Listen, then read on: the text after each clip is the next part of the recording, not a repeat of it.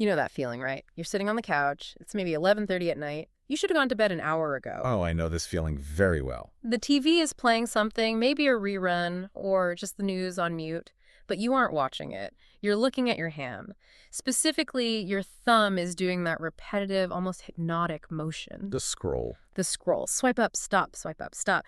You see a photo of a living room that is cleaner than your house has ever been. Mm-hmm.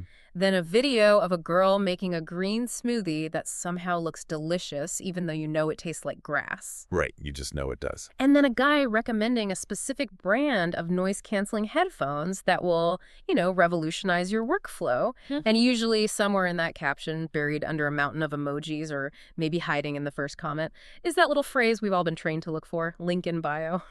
It is the ubiquity of the scroll. It has effectively become the default state of modern leisure. But what you were describing, that trance-like state, it isn't just a passive pastime. It feels passive. It feels it, but it is the front end of one of the most sophisticated engines of behavioral modification in history. Okay, that sounds ominous. Behavioral modification. Yep. It feels like we are just looking at people taking selfies or sharing their morning routine or doing a dance challenge in their kitchen. It feels pretty harmless. On the surface, absolutely. But today, we are going to talk about the sheer scale of this industry. Because when you actually look at the numbers, and more importantly, the psychology behind it, it's just mind-blowing. We are diving deep into the world of influencer marketing. And we need to be really precise about what that means, because the term influencer gets thrown around so loosely to describe anyone with an Instagram account. Right. Anyone with more than 1,000 followers is suddenly an influencer. Exactly. But based on the materials we have today, we're defining influencer marketing strictly as a form of social media marketing involving endorsements and product placement. But here's the crucial distinction that separates it from, say, a celebrity holding a can of soda in a magazine ad. It involves individuals or organizations with a purported expert level of knowledge or social influence in their specific field. Purported. That word is doing a lot of heavy lifting there. It is. And we will get to why that distinction matters so much. These influencers operate on platforms like Instagram, YouTube, Snapchat, and TikTok. And they have the power to affect the buying habits or quantifiable actions of others just by uploading their own original content. So here is our mission for this deep dive. We aren't just looking at how much money these people make, though spoiler alert, the top tier is making more than most CEOs. Much more. We are going to peel back the filter. We want to understand the psychology of why we trust these strangers on the internet more than we trust, established institutions. We're going to look at the economy of it. Why a staggering percentage of teenagers now view this as the ultimate career path, eclipsing doctors and astronauts and everything we grew up wanting to be. And we cannot ignore the darker aspects. This isn't just about selling tea or leggings. We are going to explore the shadow world. We're talking about billion-dollar fraud, fake followers, and even how this whole industry intersects with geopolitical propaganda in places like the UAE. And finally, we'll look at the future, where the influencers, the people we trust, might not even be human anymore. It's a fascinating and, frankly, somewhat terrifying trajectory. It is. If we zoom out, this is really the modern evolution of what sociologists call the two-step flow of communication. It's reshaping global economies, and it is certainly reshaping our mental health. Okay, let's unpack this. I think the best place to start is with the history, because it didn't always look like this. I mean, celebrity endorsements have been around forever. This is the dawn of celebrity, pretty much. A movie star sells cigarettes or cars in the 50s. You'd see John Wayne or Marilyn Monroe on a billboard. But this feels fundamentally different. It is different, and the shift is subtle, but it's really profound. As I mentioned, it moved from celebrity to authenticity, or at least the curated appearance of it. The performance of authenticity. Exactly. In the traditional model, you have a celebrity. Let's say George Clooney.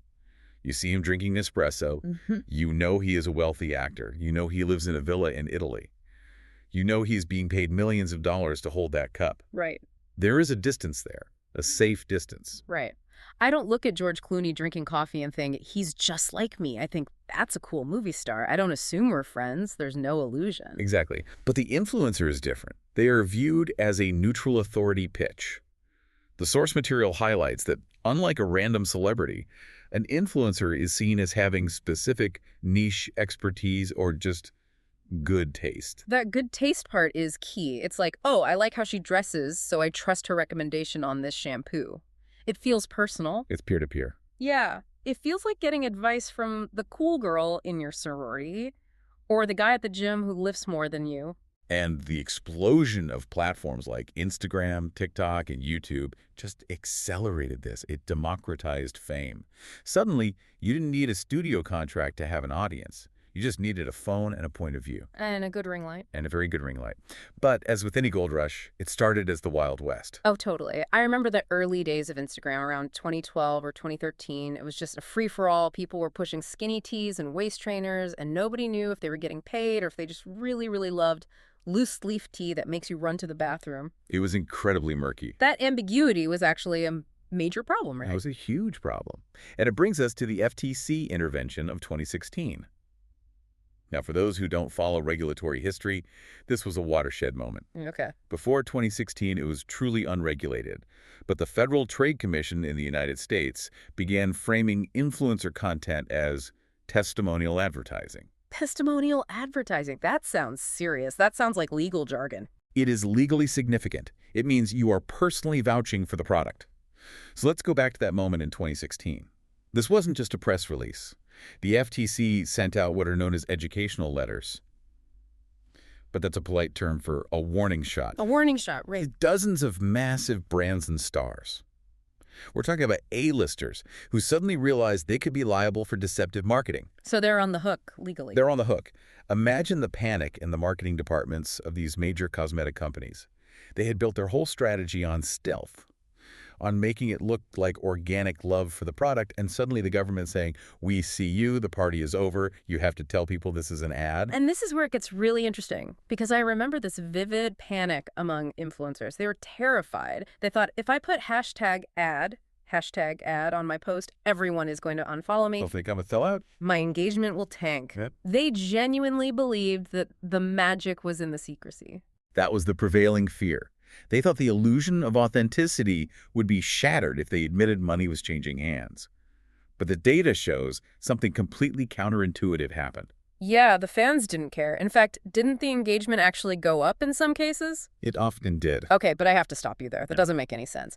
We usually hate ads. We skip YouTube ads, we pay for premium Spotify to avoid them, we install ad blockers on our browsers.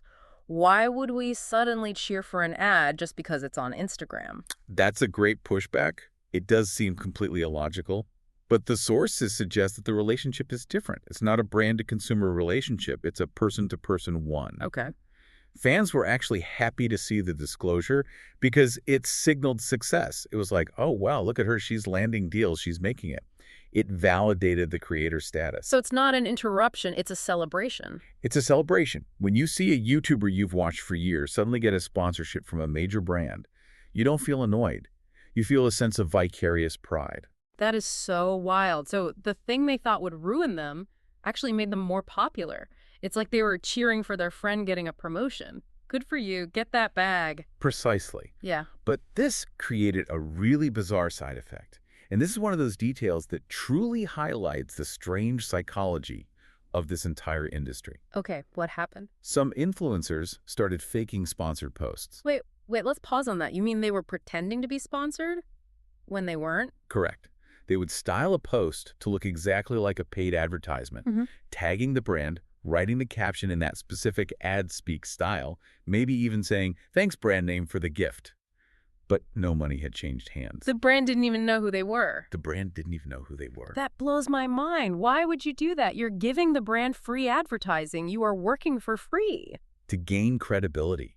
They wanted to look successful enough to be hired for real. It was a fake it till you made it strategy. So if other brands saw you posting sponsored content, they might think, oh, this person is in demand. We should hire them. Exactly. She's already working with our competitors. We need to get in there. That is the ultimate inception of marketing. Faking an ad to get a real ad. It's layers of deception. But surely that couldn't last forever. The pendulum did swing back eventually, right? The audience had to get wise to it. It did. By mid-2018, the market became saturated. You couldn't scroll 3 inches without hitting an hashtag ad, a backlash hit.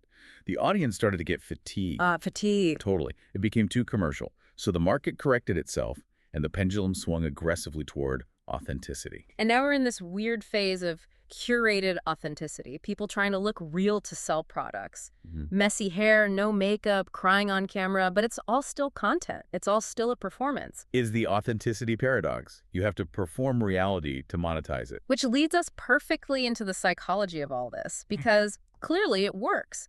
If it didn't work, brands wouldn't be dumping billions and billions of dollars into it. Not at all. Why is this so much more persuasive than a TV commercial? You mentioned trust, authenticity, and reliability, but I want to dig deeper into the mechanism. How does it actually work in our brains? To understand this, we have to look at that two-step flow theory I mentioned earlier. Back in the 1940s, sociologists realized that mass media doesn't usually just inject ideas directly into your brain. Right. Instead, media goes to opinion leaders. First, the respected guy at the barbershop, the union rep, the pastor. They digest the news, and then they tell their community what to think. Okay, so in the 1940s, it was the guy at the barbershop. Now it's the beauty guru on YouTube. Precisely. Influencer marketing is just the industrialization of those opinion leaders. The brand talks to the influencer, that's step one, and the influencer translates that corporate message into vibes for you. That's step two. They launder the corporate message into something that feels personal. That's a great way to put it. But the reason it sticks today is because of the shift from word of mouth to electronic word of mouth, or EWAM. And that's where the parasocial relationship comes in. We hear that term a lot. We do, but I think people miss how calculated it is. It describes a one-sided emotional bond. You feel like you know the influencer. You know their dog's name. You know what their kitchen looks like. You know about their struggles with anxiety. They're sharing so much. Right. They don't know you exist, of course, but you feel a bond with them. It's true. I catch myself doing it. I'll see someone I follow recommend a book, and I'll buy it without even reading the reviews because I feel like, oh, if she likes it, I'll probably like it. My brain just accepts the recommendation. That is the mechanism at work. But it's not just that you feel like you know them. The research shows that influencers deliberately use what's called phatic communication. Phatic communication. What's that? That sounds academic. It does, but it's actually very simple. These are small, non-informational exchanges. Think about when you text a friend just, hey, or send a funny meme. It conveys no information, really. It just maintains the connection. It just maintains the connection. Influencers do this constantly. They ask coffee or tea in a poll. They share a photo of a messy room with a caption, Monday mood. These acts serve zero purpose other than to lower your psychological defenses. So they are mimicking friendship protocols. Exactly. They mimic friendship protocols so that when the ask comes, the product pitch, your brain processes it as advice from a peer, not a commercial from a corporation. That feels, I don't know, a little bit manipulative. It is highly effective engineering, and it connects directly to something called self-determination theory. Okay. Influencers foster engagement by aligning with what consumers already want to see, their motivations and intentions. It's not just shoving a product in your face, it's showing you a lifestyle that you already aspire to. So it feels like they are helping you, not selling to you. I'm showing you this blender because I want you to be healthy like me, and I know you want to be healthy too. Precisely. This isn't an ad, this is a solution to your problem. But the more potent and potentially damaging mechanism is social comparison theory. This sounds like the keeping up with the Joneses part. It is, but on steroids. And with a direct Buy Now button attached. A researcher named Che published work in 2018 showing how influencers serve as a comparison tool. A benchmark for our own lives. Yes. Followers view the influencers having a perfect lifestyle, perfect interests, perfect style. But here's the twist. Che's research found that women with low self-esteem compare themselves to influencers. And instead of resenting them, they actually elevate the influencer's status. They put the influencer on a pedestal. So the more insecure you feel, the more you admire them. That seems backwards. It does, but it's about aspiration. The influencer becomes the goal, and that's where the brand steps in. The brand uses that insecurity. What levered it? Yeah. The product becomes a shortcut. You can't have the influencer's life, you can't have her face, her money, or her vacations. But you can buy the lipstick she's wearing. You can buy a little piece of that life. You can buy the vitamin she takes. It is a transactional attempt to bridge the gap between your reality and their curated perfection. You know, hearing that actually makes me feel a bit heavy. I think about my niece scrolling on her phone. It's not just marketing to her. It's a direct attack on her self-esteem to sell a vitamin supplement. That's a very real way to look at it. It stops being business and starts feeling predatory. Is the industry acknowledging that moral weight at all? In some circles, yes, there are conversations about mental health, but largely, no. The metrics for success are sales and engagement, not the mental well-being of the audience. Right, the algorithm doesn't track well-being. Not at all. And because the trust is so high, it leads directly to impulse buying. High trust in an influencer correlates directly with a higher likelihood of impulsive purchases because the trust bypasses the critical thinking center of the brain. You don't evaluate the product, you evaluate the person. So we have this massive psychological engine driving sales, which explains why so many people want to be on the other side of the screen. We need to talk about the career aspect of this, because for a lot of kids growing up now, this isn't just a hobby. It is the new American dream. It truly is. The statistics are staggering. A 2023 survey by Junior Achievement found that 76% of U.S. teens are interested in becoming entrepreneurs. Just 76%. But when you dig into that, the majority cited social media influencers as their primary inspiration for that. 76%. That is a massive generational shift. When I was a kid, the dream job was being an astronaut or a doctor or maybe a rock star. Sure. But now it's influencer. And we shouldn't dismiss it as just vanity or kids being lazy. Gen Z views this as a reputable career choice. And the reality is, it is a business, a very demanding one. Yeah, let's give credit where it's due. It looks easy just taking photos and talking to a camera, but it's not, is it? No, not at all.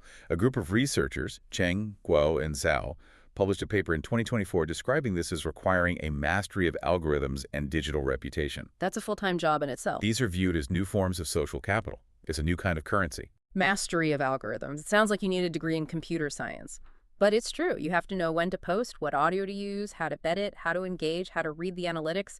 It's a huge skill set. It is. Internet celebrities are turning that window of fame, which can be very short, into diverse income streams. And this is a global phenomenon. That's not just the U.S. and Europe. Yeah. Research by Okereke and Ize in 2025 shows that youth in Nigeria are using these digital marketing tools for business creation. In Thailand, studies link authenticity and creativity directly to marketing effectiveness. This is a global economic shift where influence is a currency. But there is a cost, right? It can't all be free clothes and brand trips. You're talking about managing a business where you are the product. Your life is the product. The cost is significant and it's deeply personal. Burnout is rampant in this industry. A sociologist named Hund, writing in 2023, pointed out that the constant focus on authenticity creates a massive negative pressure. Young entrepreneurs have to maintain these idealized online personas. You can never turn it off. If you are a doctor, you take off the white coat and you go home. Exactly. If you're an influencer, your home is the set. Your dinner is the content. Your vacation is work. Exactly. You neglect your personal identity for commercial intent. Imagine if your livelihood depended on you being happy, beautiful, and interesting every single day, regardless of how you actually felt. I can't even imagine. Regardless of whether you were grieving or sick or just tired, the algorithm punishes silence.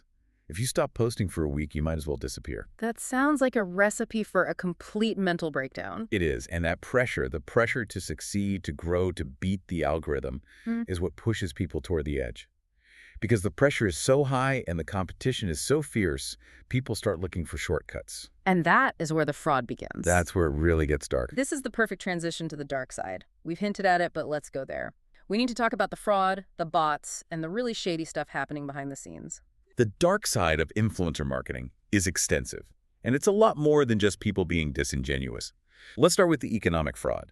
We assume that when we see an influencer with 1 million followers, those are 1 million real people. Right, that's the metric. That's why brands pay them the big bucks. But often it is a mirage. The researchers call it fabricated veracity. Follower counts, likes, comments, all of the criteria used to determine if an account is real and valuable can be bought via third-party apps. So you can literally just buy popularity, click a button, pay a fee, and suddenly you're famous? You can.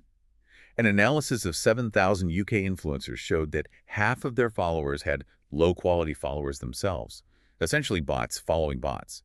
Another study found that 12% of UK influencers in 2018 had knowingly bought fake followers. That is a huge number, and that's just the ones they caught. It's probably higher. It's almost certainly higher. And this isn't a victimless crime. Yeah. This is fraud. Businesses are paying these influencers based on those inflated numbers. It is estimated that influencer fraud, specifically from fake followers, costs businesses $1.3 billion. $1.3 billion, just gone. Gone. That is 15% of global spending in this entire sector.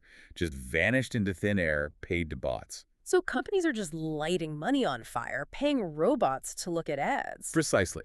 But if we move beyond simple economic fraud, we get into something much more disturbing. Government propaganda. This is where the story takes a turn I didn't expect when we started looking into this. I get selling tea, but selling a political regime. Governments have realized the power of the influencer. If you can trust an influencer to sell you a lipstick, you might also trust them to sell you a political narrative. That's a chilling thought. The source specifically mentions countries like Egypt and the United Arab Emirates. They have enlisted influencers to spread positive images and, crucially, to distract from human rights criticisms. So come visit our beautiful beaches and our amazing skyscrapers, and please ignore the political prisoners. Essentially, yes. And this brings us to the Dubai case study. This needs a deep dive because Dubai is often called the influencer capital of the world. You've seen it. Oh, constantly. The desert safaris, the infinity pools, the supercars. Every influencer seems to go there. It's like a pilgrimage. It's not an accident. It is deliberate policy. But to operate there as an influencer, you often must acquire expensive licenses or work through government-approved agencies. So there are strings attached. Big strings. They are strictly restricted from speaking about religion, politics, or saying anything against the regime. It is a curated reality on a state level. So when I see those vlogs, I'm watching state-approved content, even if it looks like a fun vacation video. Yes, but it gets darker. There is a seedy underbelly to how this lavish lifestyle is funded for some. A dark side report from October 2022 reveals some really shocking details. Are we talking about the porta potty rumors? I've seen those on TikTok, but they always felt like urban legends or just misogynistic gossip. Is there actual truth to it? We have to be careful with internet rumors for sure, but the source material we reviewed specifically cites reports regarding illicit funding. The report revealed that some influencers promoting Dubai were engaging in prostitution to fund their lavish lifestyles. Wow. So the designer bag isn't always from a brand deal? Not always. The report indicates the demand was driven by a rise in ultra-rich expatriates, specifically mentioning Russian oligarchs who had moved to the emirate to escape U.S. sanctions. Oh, wow. This huge influx of wealth increased the demand and the rates for these illicit services. That paints such a grim, grim picture. You have these influencers posting photos of a dream life yachts, luxury hotels, living my best life, and behind the scenes, it might be funded by sanctioned money and sexual exploitation. It really shatters the illusion. It highlights the extreme gap between the digital image and the physical reality. It is a house of cards, and the influencers are often trapped in it, right? Once you start living that lifestyle, you have to maintain it. You can't just go back to flying economy. The pressure is immense. So with all this fraud and sketchy behavior, the bots, the fake ads, the propaganda, the illicit funding, surely someone is trying to police this. We mentioned the FTC earlier, but is it actually working? Regulation is trying to catch up, but it is very much a Wild West scenario. In the USA, as we said, the FTC treats this under native advertising. The rules are simple in theory. Disclosures must be hard to miss, use simple language, and give honest reviews. Hard to miss. So no hiding the hashtag ad in white text on a white background or burying it in a list of 20 other hashtags. Exactly. And there have been enforcement actions. In 2017, they sent out those 90 educational letters to celebrities and athletes. But there was one specific scandal that really forced their hand. The gambling scandal involving two YouTubers, Trevor Martin and Thomas Cassell. Oh, I remember hearing about this vaguely. This was the CSGO thing, the video game, right? What exactly happened there? This is a perfect example of predatory influence. Martin and Cassell were massive YouTubers in the gaming space with millions of young followers. Right, kids, basically. Mostly kids and teenagers. They were posting these very slickly produced videos where they would go onto a website, a skin gambling site, and win thousands and thousands of dollars. They would be screaming, jumping out of their chairs, telling their fans, "Oh my God, I just won huge. You have to check this site out." Standard endorsement stuff. Look how fun and easy this is. Except for one crucial detail. They owned the site. No. They earned it. They had access to the back end. They were likely manipulating the odds to ensure they won on camera. So the whole thing was fake. The whole thing was a setup. They were encouraging their fans, many of whom were minors, to gamble real money on a site where they, the influencers, were the ones profiting directly from the losses. It was deceptively endorsed. That is Evil. There's no other word for it. It's stealing from kids who trust you, who look up to you. It triggered specific legal enforcement and warnings from the FTC. But it shows the danger. When you remove the corporate label, people lower their guard. They didn't think they were walking into a casino. They thought they were playing a game with their favorite YouTuber. And regulators are now looking at other sectors too, right? Financial advice seems to be the new minefield. Yes, the finfluencers. The UK's Financial Conduct Authority, the FCA, is cracking down hard on this. You see these guys on TikTok saying, buy this crypto or this stock is going to the moon. Quit your job and day trade from your phone. And often they have zero qualifications. They're now facing real legal consequences if they fail to include risk warnings for investment products. Because bad financial advice can ruin lives faster than bad skincare. That's for sure. It seems like every time the regulators catch up, the industry just moves somewhere new, somewhere even harder to police. Which brings us to the final frontier. Right. The place where regulation might get really tricky. Because what happens when the influencer isn't a person at all? This is the uncanny valley. We are talking about virtual influencers. We are talking about computer-generated people, not cartoons, but realistic avatars designed to look like us. Yes. Defined as 3D characters designed to look like real people. They have biographies, they conduct interviews, they act like models or singers. But they're created and managed entirely by 3D artists and advertisers. The most famous one is Lil Miquela, right? I remember when she popped up on Instagram and everyone was so confused. Lil Miquela is the prime example. When she first appeared, she was so realistic that she prompted this massive wave of speculation. Is she real? Is she an art project? Is she a heavily edited human? Right, nobody knew what to believe. It was eventually revealed she was an advertising creation from a tech startup. A product. But she has millions of followers. People engage with her like she's a human. They leave comments saying, you look beautiful today, or I love your outfit. They're having a relationship with the computer program. And from a business perspective, the implication is incredibly seductive for brands. Think about it. Why hire a human? Humans are messy. Humans get tired. Humans age. Humans have scandals.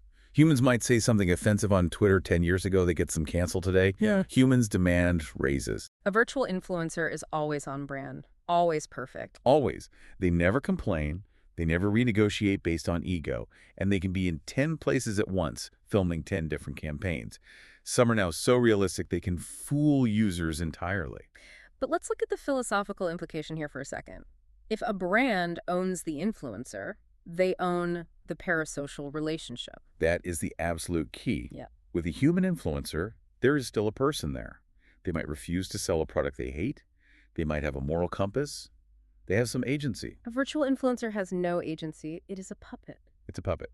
The corporation can change its personality, its politics, or its values with a software update to better match the target demographic. It's like the ultimate realization of the industry. We started by trusting humans because they felt authentic. And we might end up trusting code because it's perfectly calibrated to seem authentic. It brings us full circle. We sought connection, and we found a simulation of connection. So let's recap this whole journey. We started with a teenager with a camera in their bedroom, just wanting to share their outfit of the day.